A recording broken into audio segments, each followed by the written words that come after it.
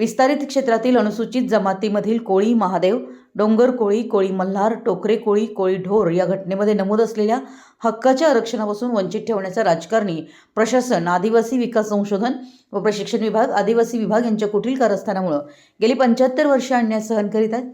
आदिवासी, कोळी महादेव, डोंगर कोळी, कोळी मल्हार, टोकरे कोळी, कोळी ढोर यांच्यावरील खरे खोटे असा भेदभाव करून जाणीवपूर्वक दुजाभाव करीत आहेत.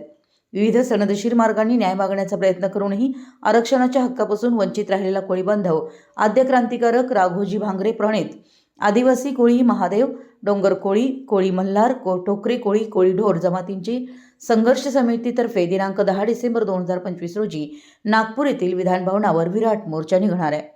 त्यानंतर उपोषणास सुरुवात होईल. प्रमुख आयोजक दत्ताभाऊ सुरवसे यांच्या नेतृत्वाखाली अन्यायग्रस्त एकवटलेत.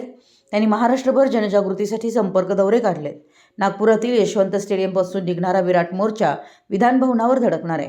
तत्पूर्वी 8 डिसेंबर रोजी आदिवासी संशोधन व प्रशिक्षण संस्था TRTI पुणे येथील 11 नोव्हेंबरच्या मोर्चासंदर्भात जाब विचारून नागपूरकडे रोखठोक मोर्चा कूच करणार आहे. पुणे नागपूर मार्गावरील विविध ठिकाणी जनसंवाद सभा होतील.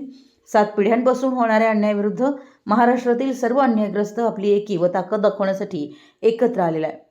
कोल्हापूर जिल्ह्यातून हजारो पुरुष, महिला, मुले रेल्वे, ट्रॅव्हल्स, बस, मोटारीने नागपूर येथील विधान भवनावरील विराट मोर्चात सहभागी होणार असल्याची माहिती कोल्हापूर जिल्हा कोळी समाज विकास मंडळामार्फत देण्यात आली आहे. मराठी एस न्यूजसाठी दत्तवाळहून जहांगीर रणमली.